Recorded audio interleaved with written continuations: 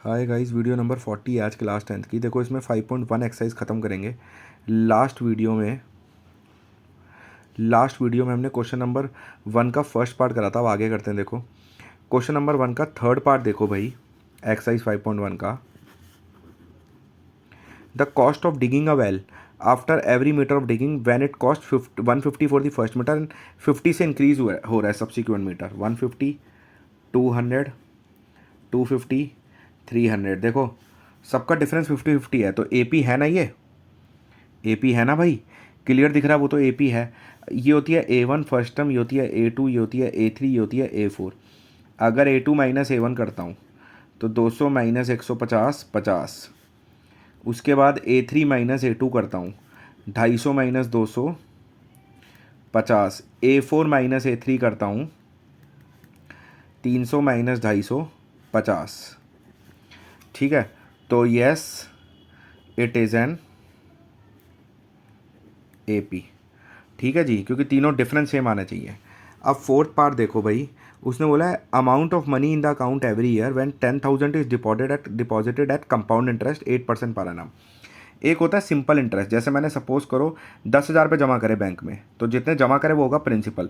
10% rate पे जमा करे तो हर साल 10% के हिसाब से 1,000 पे इंटरेस्ट मिलेगा 10,000 पे।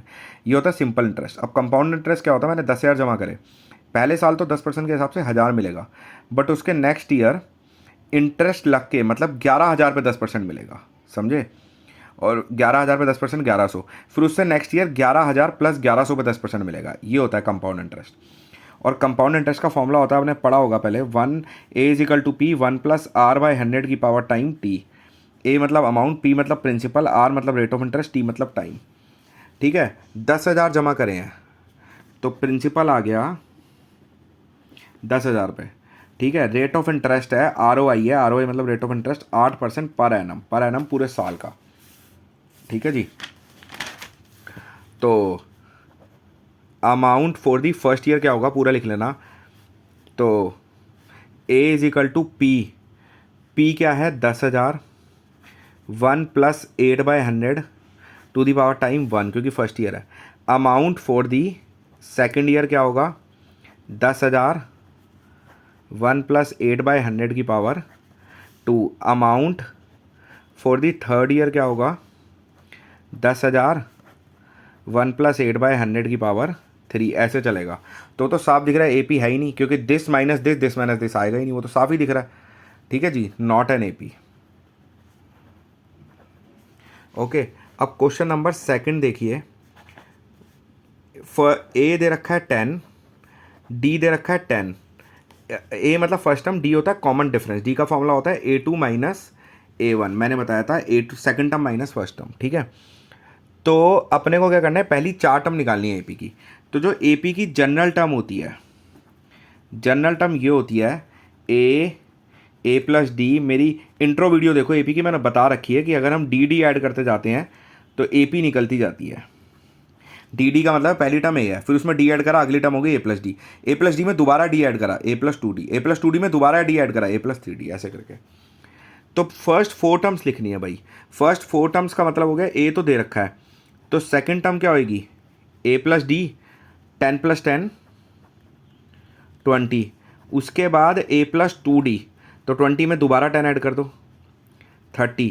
फिर A+3D, 30 में दोबारा 10 ऐड कर दो 40, क्योंकि A हो गया 10, 3 × 10, 3 × D, 3 10 30 + 10 40। ये हो गई पहली 4 टर्म। तो लिखेंगे फर्स्ट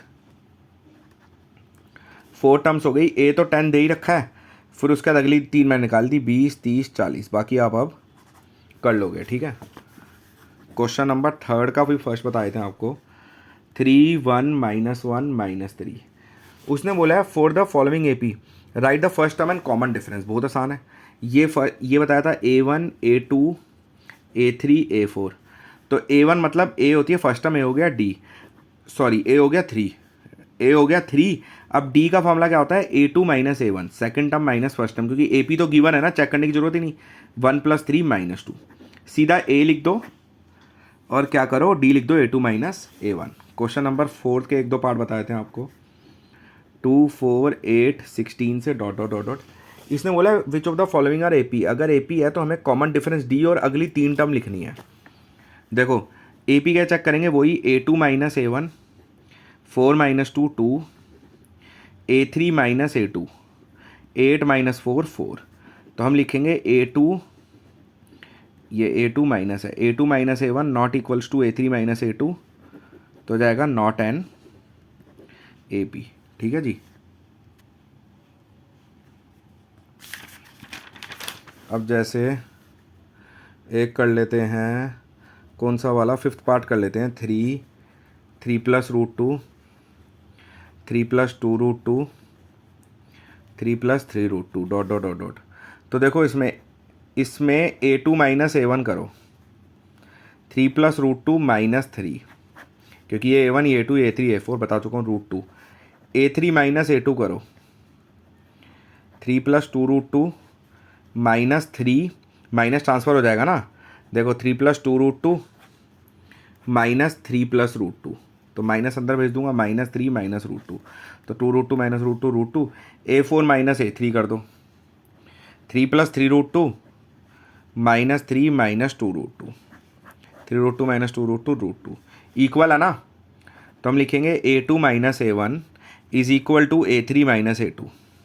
तो AP है ना ये, पता है तीसरा भी निकाल लिया करो। कई बच्चे क्या करते हैं, A2 माइनस A1 निकाला, A3 माइनस A2 निकाला, चेक कर लिया। कई बार दोनों इक्वल आते हैं बट A4 माइनस A3 नहीं आता, तो ध्यान रखना।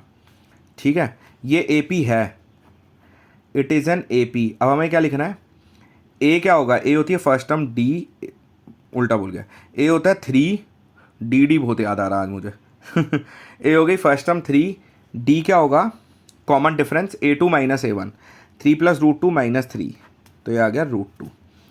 ठीक है, अब मुझे क्या करना है, अगली 3 टर्म लिखनी है। मतलब ये फर्स्ट है, ये फर्स्ट टर्म है, ये सेकंड टर्म है, ये थर्ड टर्म है, ये फोर्थ टर्म है। अब मुझे अगली टर्म लिखनी है, तो नेक्स्ट 3 टर्म्स हो जाएंगी। देखो A plus D, A plus 2D, A plus 3D, तो अगली हो जाएगी A plus 4D, A plus 5D, A plus 6D। बस लिख दो, A क्या है 3 है ना, A प्लस 4D। अब इसमें रूट D था रूट 2, D ऐड करते जाएंगे ना, तो अगली हो जाएगी 3 प्लस 4 रूट 2, उससे अगली 3 प्लस 5 रूट 2, उससे अगली 3 प्लस 6 रूट 2। आई होप आपको सब क्लियर हुआ होगा। मेरी वीडियो शेयर करना, मैंने पूरी प्लेलिस्ट बना रखी है क्लास 9 10th की, 11 12th की, तो आप शेयर करो। ठीक है, ज़्यादा से ज़्यादा लाइक कराओ, ज़्यादा से ज़्यादा सब्सक्राइब कराओ चैनल। ठीक है, अगर आप कहोगे तो मैं एक्स्ट्रा क्वेश्चंस भी करवा दूंगा, कोई दिक्कत नहीं है, बट ज़्यादा से ज़्यादा शेयर करो मेरा चैनल, बस आपसे यही रिक्वेस्ट है। ठीक है, और लाइक करते चलना, कोई भी डाउट हो मुझे बताना, कमेंट करते चलना। ठीक है जी, प्लेलिस्ट बना रखी है, जाके आप देखो, सारी छोटी छोटी मैक्सिमम तो 1 1 मिनट के शॉर्ट्स हैं। आप एक दिन में 20-25 शॉर्ट देख लोगे, मतलब 20-25 वीडियो देख लोगे, आप 2 चैप्टर बड़े प्यार से ख़त्म कर सकते हो। आपको कहीं भी कोई दिक्कत हम आने नहीं देंगे। ठीक है जी, ऑल द बेस्ट।